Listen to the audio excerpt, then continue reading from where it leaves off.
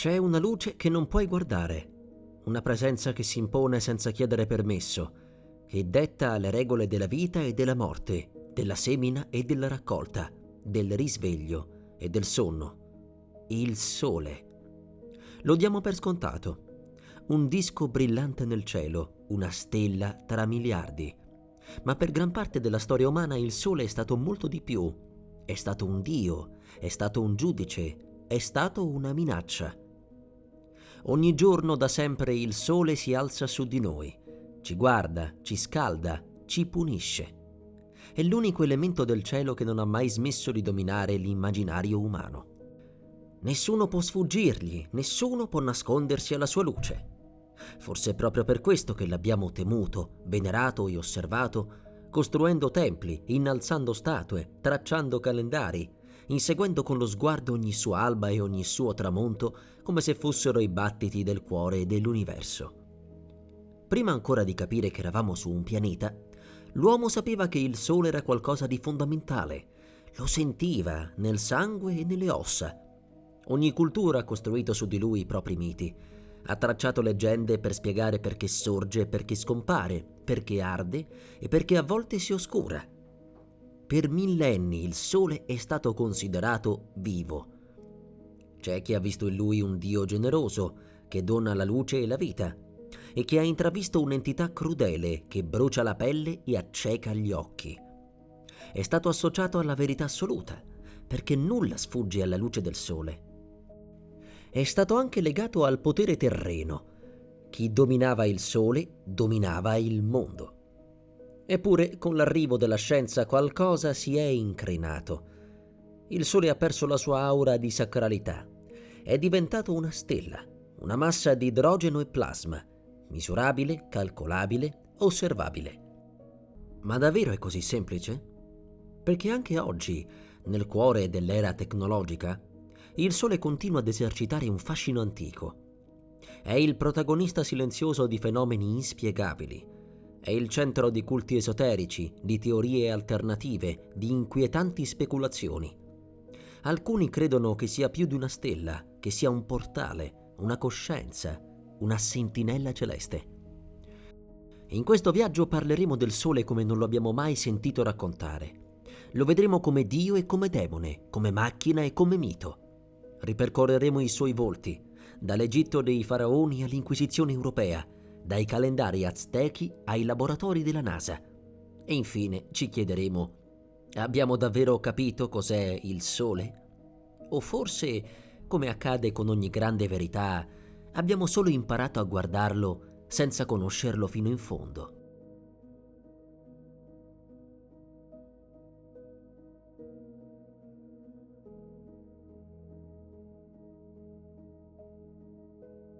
Molto prima che l'uomo imparasse a scrivere o a costruire città, già guardava al cielo. In quel mare di stelle mutevoli c'era una sola presenza che dominava tutte le altre. Una luce viva che sorgeva e moriva ogni giorno per poi rinascere.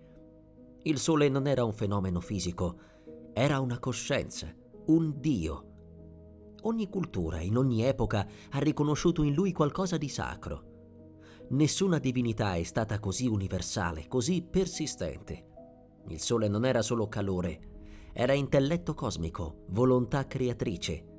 Il suo splendore illuminava non solo il mondo fisico, ma anche i recessi della mente. E nell'esoterismo, quella luce è più di un simbolo, è un'emanazione del divino. Se il sole era un dio, allora chi parlava in suo nome deteneva l'autorità suprema. Non era solo una questione di fede, ma di legittimazione. Per millenni i sovrani si sono presentati come incarnazioni del sole, suoi figli, suoi servi privilegiati. Chi governava con la luce del sole alle spalle, governava con il potere del cielo stesso. La simbiosi tra il sole e il potere politico ha generato alcune delle civiltà più durature della storia. In ogni epoca, in ogni angolo del mondo, il sole è stato usato per giustificare troni, guerre e imperi. Nell'antico Egitto il sole era molto più di una semplice fonte di luce. Era il principio vitale dell'universo, il respiro quotidiano della creazione, il cuore pulsante dell'ordine cosmico. Ogni alba rappresentava la vittoria della vita sulla morte, della verità sul caos. E questo ciclo eterno trovava in Ra la sua manifestazione più sacra. Ra era il dio del sole per eccellenza, il creatore di tutto ciò che esiste. Non solo aveva dato origine al mondo, ma continuava a sostenerlo giorno dopo giorno, solcando il cielo con la sua barca solare. Durante la notte viaggiava nell'aldilà, dove affrontava le forze oscure che minacciavano l'ordine, in particolare il serpente Apophis, incarnazione del caos e della distruzione. Ogni vittoria notturna di Ra assicurava il ritorno della luce all'alba, simbolo di rinascita e continuità. Questa lotta eterna tra luce e tenebra era il fulcro della spiritualità egizia. Non a caso, quasi ogni divinità maggiore aveva una relazione con il sole. Horus era identificato con il sole che sorge, mentre Osiride, dio della morte e della rinascita, era strettamente legato al ciclo solare. Anche Thoth, dio della saggezza, regolava i tempi e i movimenti celesti, tutti ritmati dal corso solare. Il calendario egizio stesso si fondava sui cicli del sole, con l'anno diviso in 365 giorni che seguivano con precisione il ritorno eliaco di Sirio, la stella che annunciava l'arrivo della piena del Nilo, un evento vitale per l'agricoltura e quindi per la sopravvivenza del popolo. Il sole dunque non era solo spirito o simbolo, ma anche misura concreta del tempo, del lavoro, della vita quotidiana. Nel contesto del culto e del potere, il faraone era il fulcro umano del sistema solare egizio. Considerato figlio di Ra, incarnava la luce e l'ordine sulla terra. Il suo ruolo era duplice: da un lato politico, garante della stabilità del regno, dall'altro cosmico, mediatore tra cielo e terra, rappresentante della volontà divina sul piano materiale. Ogni gesto del faraone, ogni atto di governo aveva una dimensione solare. Era parte integrante del mantenimento del Ma'at, l'equilibrio dell'universo. Anche l'architettura sacra rifletteva questa venerazione del sole. I templi erano orientati in modo da catturare i primi raggi dell'alba. Gli obelischi, veri e propri raggi di pietra, rappresentavano i raggi eterni di Ra che scendevano dal cielo per illuminare il mondo. La pietra stessa, il granito rosa di Assuan, usato per costruire statue e templi, era scelta per la sua capacità di riflettere la luce solare. Tuttavia, fu nel XIV secolo a.C. che si verificò una frattura radicale con la tradizione. Il faraone Amenofi IV, poi noto come Akhenaton, osò andare oltre. Abolì il culto delle molteplici divinità e instaurò un monoteismo ante litteram dedicato ad Aton, il disco solare. A differenza di Ra, Aton non aveva volto né forma umana o animale. Era solo luce pura, onnipresente, onnipotente, inafferrabile. Un dio che non si poteva rappresentare, solo contemplare. Akhenaton fece costruire una nuova capitale, Akhetaton, l'orizzonte di Aton, dove il culto si svolgeva all'aperto, sotto il cielo aperto, senza statue, senza oscurità. Nelle immagini sacre il disco solare appare in alto, con lunghi raggi che terminano in mani. Queste mani donavano vita al faraone e alla sua famiglia, sottolineando che solo attraverso il sovrano il popolo poteva ricevere la grazia solare. Questo culto fu rivoluzionario. Il sole non era più un dio tra gli dei, ma l'unico dio.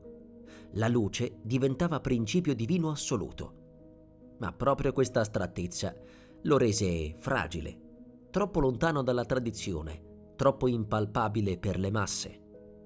Dopo la morte di Akhenaton, il culto di Aton fu rapidamente abbandonato e gli antichi dei ripresero il loro posto. Il nome del faraone fu cancellato dai monumenti, la sua eresia dimenticata. Ma l'eco della sua visione avrebbe continuato a risuonare nei secoli, nei culti solari esoterici, nei simbolismi iniziatici, nella continua ricerca dell'unica luce che illumina ogni cosa. Nell'impero romano la transizione dal politeismo tradizionale a un culto solare centralizzato fu lenta ma inesorabile, favorita dall'influsso delle religioni orientali, più più misteriche e monoteizzanti. Tra queste emerse con particolare forza il culto del Sol Invictus, il Sole invitto, che sintetizzava elementi del mistraismo persiano, dello zoroastrismo e delle antiche tradizioni solari egizie e greche. Nel III secolo d.C. l'imperatore Aureliano, in un momento di crisi politica e frammentazione religiosa, comprese il potenziale unificatore di questo simbolo celeste e proclamò il Sol Invictus dio ufficiale dell'impero. Gli fu dedicato un grande tempio a Roma e il suo culto assunse connotazioni pubbliche, militari e solenni. Il 25 dicembre, data del solstizio d'inverno secondo il calendario giuliano, fu celebrato come il Natalis Solis Invicti, la rinascita del sole, la vittoria della luce sulle tenebre. In questo contesto l'imperatore stesso veniva identificato con il sole, immagine vivente della luce invincibile, garante dell'ordine cosmico e della pace terrena. Le monete imperiali raffiguravano il sovrano accanto al disco solare, mentre i suoi poteri erano detti irradiati direttamente dal cielo. Era una nuova teologia del potere. Chi governava lo faceva con la luce addosso, e la luce era il segno visibile della legittimità. Ma fu con la progressiva affermazione del cristianesimo che il simbolismo solare si arricchì di ulteriori livelli. Ufficialmente la nuova fede rifiutava l'adorazione del sole come divinità astrale, ma ne assorbì i significati più profondi e universali. Nei testi patristici, Cristo è definito sole di giustizia. Secondo una profezia di Malachia e nella liturgia cristiana, la luce diventa segno della verità rivelata, della risurrezione, della vita eterna. Anche nella teologia mistica medievale e nell'iconografia cristiana, il linguaggio solare permea concetti centrali: illuminazione, rivelazione, grazia, purificazione. Il Cristo Sole irradia non solo il mondo, ma l'anima stessa. Non a caso molti santi mistici descrivevano l'unione divina come una luce bruciante, una visione dorata, un sole interiore che acceca e redime. Così il sole, che per secoli aveva incarnato il potere degli imperatori, si trasforma ora nell'immagine più alta della trascendenza, dall'obelisco egizio al disco di Aton, al Sol Invictus romano fino al Cristo glorioso della Chiesa trionfante. Il cammino del Sole attraversa civiltà, culti e dottrine, sempre al centro della tensione tra visibile e invisibile, tra terra e cielo, tra materia e spirito. Tra i Sumeri e più tardi i Babilonesi, il Sole era incarnato nel dio Shamash, figura maestosa e severa, giudice supremo del cielo e della terra. Shamash era invocato nei processi, nei contratti, nei giuramenti sacri. Nessuno poteva mentire alla sua presenza, perché la sua luce rivelava tutto, penetrava ogni menzogna, dissolveva ogni ombra. In lui il sole era occhio onniveggente e coscienza cosmica. Nel celebre codice di Hammurabi, una delle più antiche raccolte di leggi scritte della storia, è proprio Shamash a consegnare simbolicamente la legge al re, in un gesto che sancisce il legame diretto tra la giustizia umana e l'ordine celeste. Il sole in questo contesto non è solo un dio naturale, ma principio ordinatore del mondo umano, fonte della giurisprudenza sacra. La luce che scende dal cielo diventa norma, legge, etica. Shamash è ciò che vede, ciò che illumina e ciò che giudica. Dall'antica Mesopotamia ci spostiamo verso l'India vedica, dove il sole è adorato sotto il nome di Surya, il luminoso.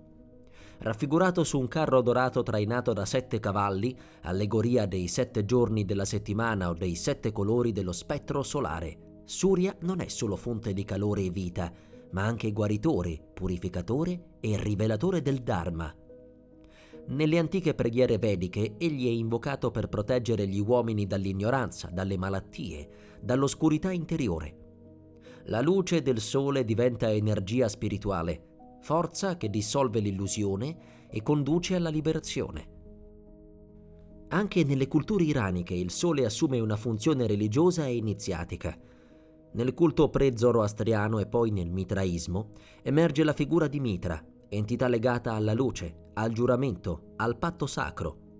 Pur non essendo esattamente il Sole, Mitra ne condivide molte qualità simboliche. È mediatore tra luce e tenebre, tra umano e divino. Egli nasce miracolosamente da una roccia, combatte e sacrifica il toro cosmico, atto primordiale da cui sgorgerà la vita sulla terra. Dal sangue del toro nasceranno le piante, gli animali, il ciclo delle stagioni, la luce solare come strumento sacrificale e generativo. Il mitraismo si diffonde poi nell'impero romano, divenendo uno dei culti misterici più influenti del tardo paganesimo. Amato soprattutto dai soldati, il culto era riservato agli iniziati e celebrato in grotte o luoghi oscuri, che simboleggiavano l'utero della terra e l'accesso ai misteri della luce. L'adepto, attraverso gradi di iniziazione, passava dall'oscurità alla rivelazione, rinascendo alla luce solare come verità spirituale. Mitra nasce il 25 dicembre, durante il solstizio d'inverno, nel momento in cui il Sole, apparentemente sconfitto, rinasce e riprende il suo cammino ascendente. Una data che verrà successivamente attribuita anche alla nascita di Cristo, evidenziando ancora una volta come la figura solare sia stata ponte simbolico tra religioni, culti e civiltà. In tutti questi contesti, sumero, babilonese, vedico e iranico, il Sole non è mai solo un astro fisico. È intelligenza cosmica, legge morale, principio divino, manifestazione del legame tra ciò che è visibile e ciò che è eterno. Da Shamash a Surya, da Mitra a Cristo, il Sole attraversa le culture come archetipo universale, luce che guida, illumina, protegge e, se necessario, giudica. Nelle civiltà andine il Sole era Inti, venerato come padre dell'imperatore Inca, che era considerato suo diretto discendente. Il Tempio del Sole a Cuzco era il più importante dell'impero. Oro ovunque, perché l'oro era il sudore del Sole. Per gli Aztechi, invece, il dio solare era Tonatiuh. Ma per Tonatiuh il Sole non splendeva da solo, doveva essere alimentato.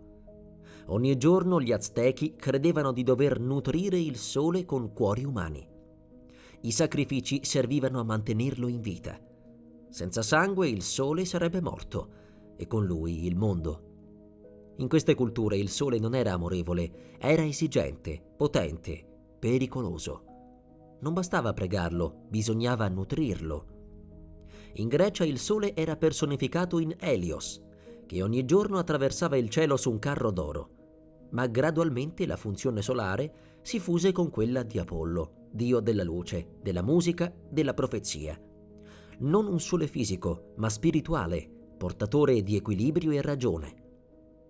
Anche l'Islam non adora il Sole, ma ne riconosce la maestosità come creazione di Dio.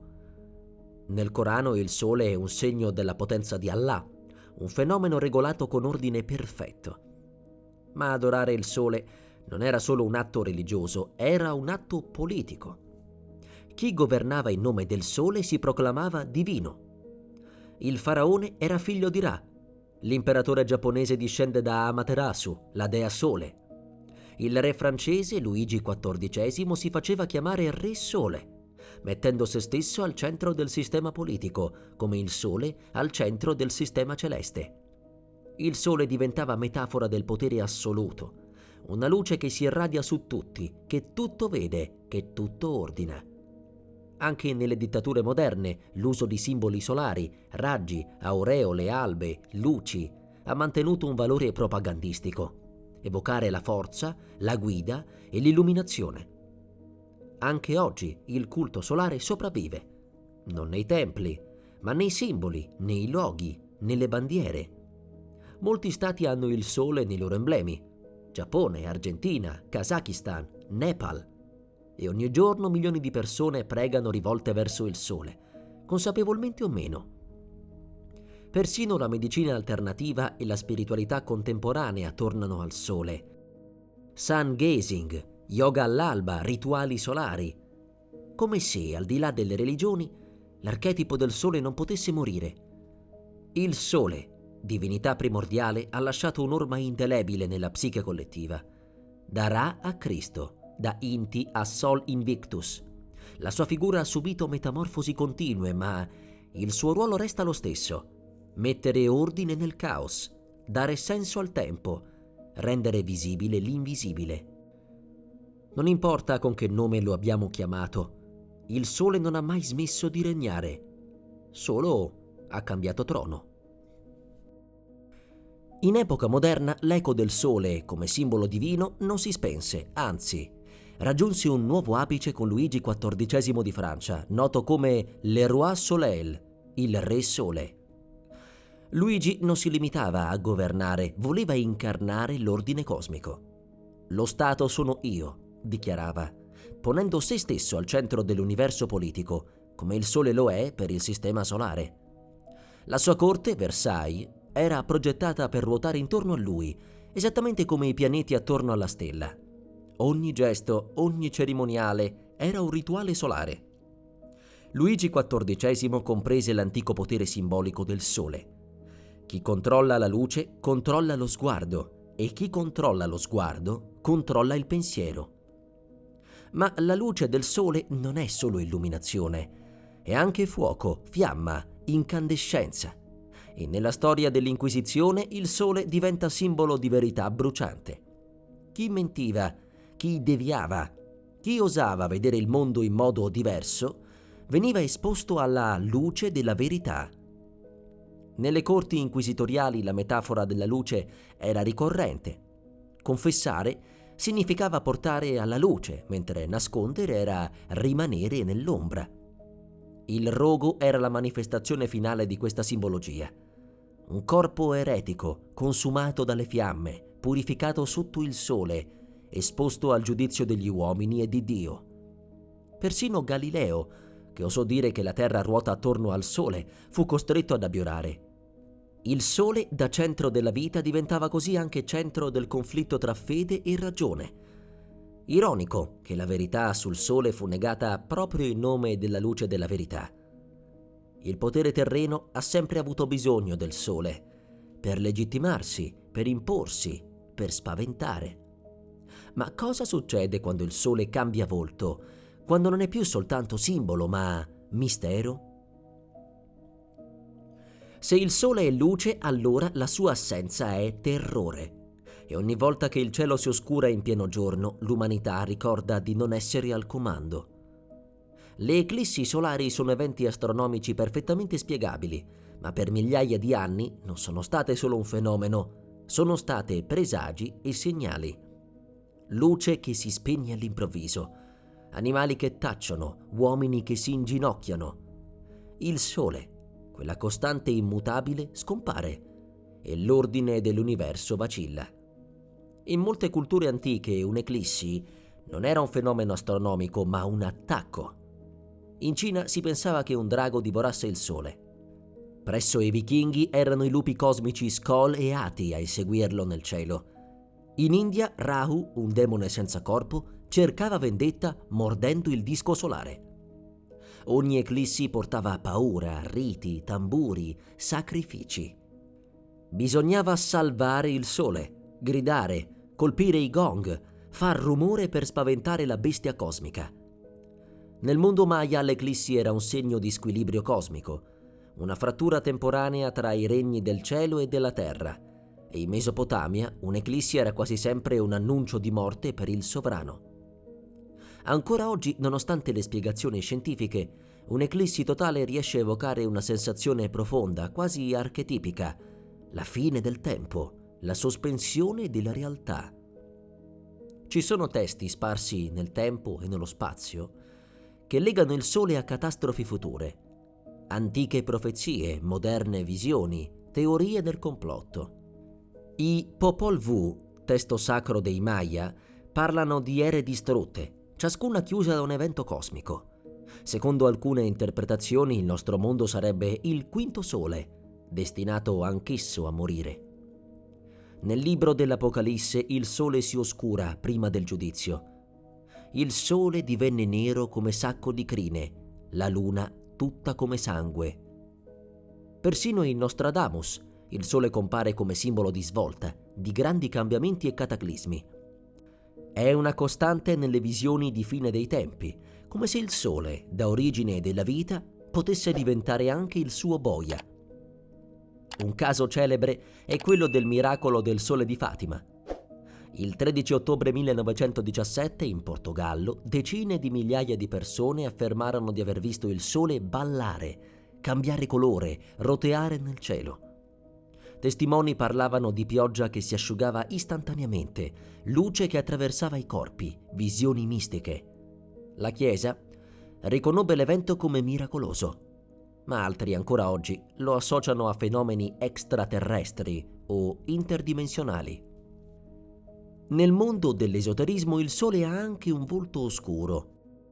Il concetto di sole nero, schwarze Sonne, compare in diverse correnti occulte. Non è un sole fisico, ma simbolico. Rappresenta il potere nascosto, l'energia interiore, la rinascita attraverso l'oscurità.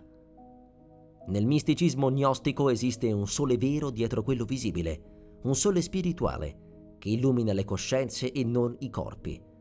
Chi riesce a vedere oltre la luce fisica accede a una conoscenza superiore.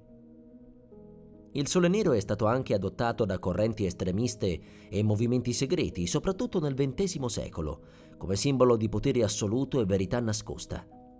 Una stella che non brucia, ma consuma. Ogni luce proietta un'ombra, e il sole, che splende alto nel cielo, porta con sé la minaccia della sua assenza, del suo capovolgimento, del suo lato oscuro. Perché se oggi lo studiamo con strumenti scientifici, c'è ancora chi lo osserva come un enigma cosmico, una sentinella silenziosa, forse cosciente. Ma allora, che cos'è davvero il sole? Il sole nella scienza non è più un dio. Oggi, grazie a secoli di osservazioni, esperimenti, teorie e strumenti, sappiamo, o crediamo di sapere, che cosa sia davvero. È una stella nana gialla, formata per il 74% da idrogeno, per il 24% da elio e per il resto da elementi più pesanti. È un gigantesco reattore nucleare, distante 150 milioni di chilometri dalla Terra. Eppure, anche ora che lo possiamo osservare da vicino con sonde come Parker Solar Probe o telescopi spaziali come SOHO, il Sole continua a sorprenderci. Nel suo nucleo il Sole raggiunge i 15 milioni di gradi Celsius. Qui avviene la fusione nucleare, dove 4 atomi di idrogeno si trasformano in un atomo di elio, liberando un'enorme quantità di energia sotto forma di fotoni e neutrini.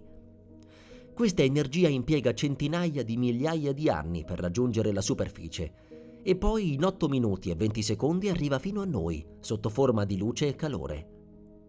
Ogni secondo il Sole produce energia equivalente a 100 miliardi di bombe nucleari da un megatone. Eppure è stabile, costante, prevedibile, almeno in apparenza. Il Sole non è immobile, pulsa, respira, si agita. Ogni 11 anni circa attraversa un ciclo di attività magnetica, durante il quale compaiono macchie solari, brillamenti ed espulsioni di massa coronale. Le tempeste solari possono scagliare nello spazio miliardi di tonnellate di plasma e quando colpiscono la Terra possono provocare interferenze nei satelliti, blackout delle comunicazioni, persino danni alle reti elettriche. Il più famoso evento fu il Carrington Event del 1859. Una tempesta solare talmente potente da mandare in corto i primi telegrafi, incendiare linee elettriche e provocare aurore boreali visibili fino ai tropici.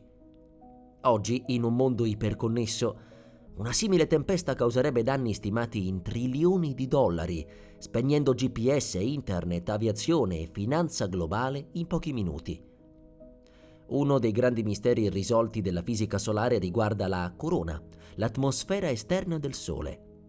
Mentre la superficie solare ha una temperatura di circa 5500 gradi centigradi, la corona può raggiungere oltre 1 milione di gradi. Com'è possibile che una zona più esterna sia così incredibilmente più calda? È un paradosso termico che sfida le nostre leggi. Diverse teorie sono state proposte: onde magnetiche, riscaldamento da nanoflare, ma nessuna è definitiva. Il Sole ci insegna che anche in piena luce ci sono oscurità scientifiche. Oltre la scienza ufficiale, esiste un intero universo di teorie alternative che vedono il Sole non come un semplice oggetto fisico, ma come una forma di intelligenza. Secondo alcune correnti di pensiero esoterico moderno, dal neoplatonismo alla New Age, il Sole potrebbe essere una coscienza energetica, una sorta di mente stellare che comunica in modi ancora incomprensibili. Autori come Sri Aurobindo o Giordano Bruno già nel XVI secolo hanno ipotizzato che le stelle siano esseri vivi dotati di volontà. Bruno parlava di un universo infinito e popolato da soli, ciascuno con i propri mondi, le proprie anime. Alcuni scienziati visionari, come il biofisico Fritz Albert Popp, hanno studiato la biofotonica, cioè l'emissione di luce da cellule viventi, e hanno ipotizzato che la luce solare possa contenere informazione strutturata, un ordine. E c'è persino chi sostiene che l'attività solare influenzi la coscienza umana, agendo su larga scala attraverso il campo magnetico terrestre. Secondo questi ricercatori indipendenti, durante i massimi solari aumenterebbero i comportamenti creativi, ma anche le crisi sociali, le guerre e le rivoluzioni. Recentemente è stata formulata un'ipotesi inquietante. Il Sole potrebbe interagire con la materia oscura, quella sostanza invisibile che compone il 27% dell'universo, ma che ancora non riusciamo a rilevare direttamente. Alcuni modelli teorici suggeriscono che oscillazioni inspiegabili nella produzione di neutrini possano essere indizi di fenomeni non ancora compresi. Potremmo aver sottovalutato la vera complessità della nostra stella madre. C'è anche chi sostiene che il Sole abbia cicli non solo undicennali, ma millenari, e che in passato abbia attraversato fasi di iperattività o quiescenza che hanno profondamente cambiato il clima terrestre, forse scatenando glaciazioni o improvvisi collassi civili. Abbiamo smesso di adorare il Sole, ma non abbiamo smesso di studiarlo e forse, inconsciamente, non abbiamo mai smesso di temerlo. Perché più impariamo, più ci rendiamo conto che non sappiamo ancora tutto. Ciò che un tempo chiamavamo Dio, oggi chiamiamo plasma ionizzato, ma il mistero rimane. Il Sole non è solo una stella, è anche una presenza interiore, un simbolo collettivo. Vive nei sogni, nei miti, nelle emozioni. Da quando apriamo gli occhi la mattina a quando ci addormentiamo la sera, il Sole scandisce la nostra esistenza.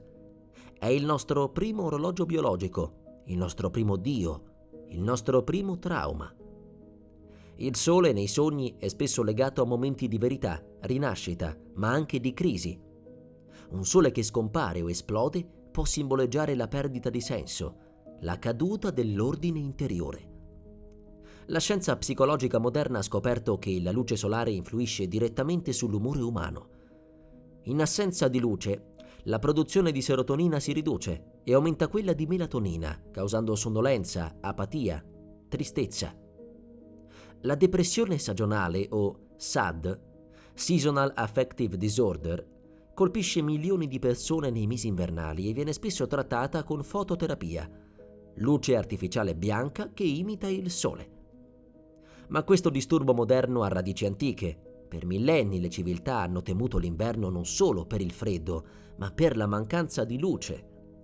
Il ritorno del sole dopo il solstizio d'inverno era celebrato come una rinascita del mondo. Da qui derivano molte feste, Iule, il Natale, il Dies Natalis Solis Invicti. In molte culture il sole è associato al principio maschile, attivo, penetrante, generatore. È spesso opposto alla luna, principio femminile, passivo, ricettivo, ciclico. Eppure in alcune culture, come in Giappone o nei miti Inuit, il sole è femminile. È Amaterasu, dea della luce, che si ritira nella caverna lasciando il mondo nelle tenebre. La sua storia è un racconto archetipico di ritiro e ritorno, simile a quello di Demetra e Persefone, ma proiettato nel cielo. Esiste anche una condizione clinica rara, la eliofilia estrema, in cui le persone sviluppano un attaccamento ossessivo al sole, fino a guardarlo direttamente per ore, con danni permanenti alla vista.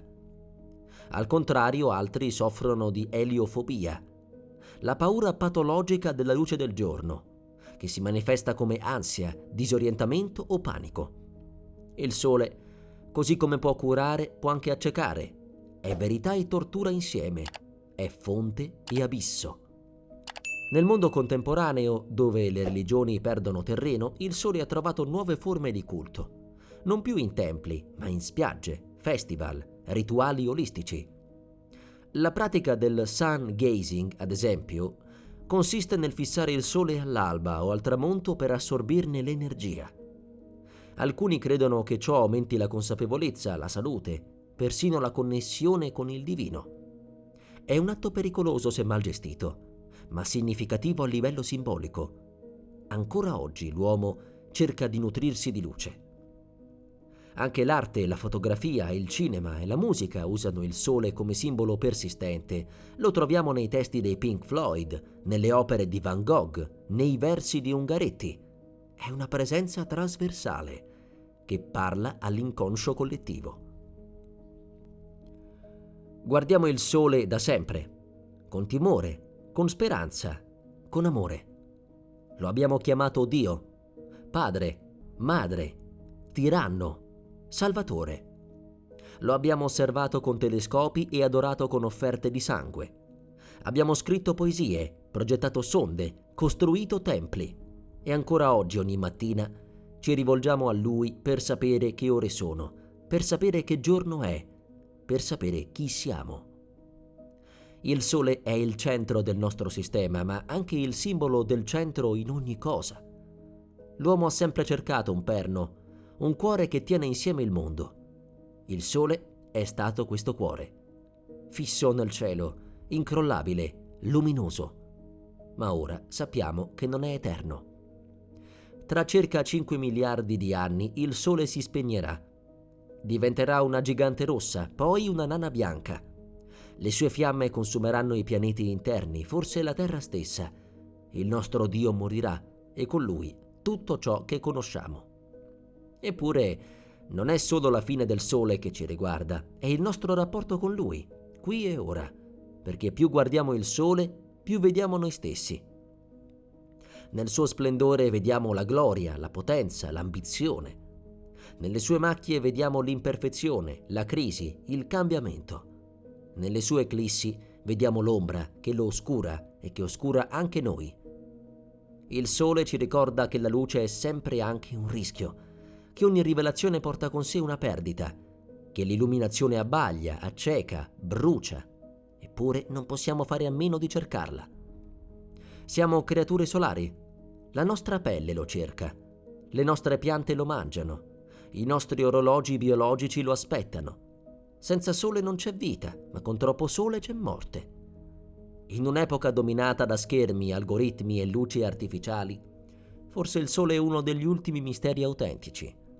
Non possiamo dominarlo, non possiamo replicarlo, possiamo solo contemplarlo e aspettare. Aspettare che sorga, ancora una volta, perché nonostante tutto ogni alba è un atto di fede. Ogni raggio che filtra tra le nuvole ci ricorda che qualcosa là fuori brucia per noi. E allora oggi, domani, tra 1000 anni o 5 miliardi, il sole sarà ancora lì, a brillare, a parlare, a consumarsi come noi. Perché forse in fondo noi e il sole siamo la stessa cosa. Una fiamma che nasce, che esplode e che prima o poi svanisce, ma che nel tempo che le è concesso illumina il mondo.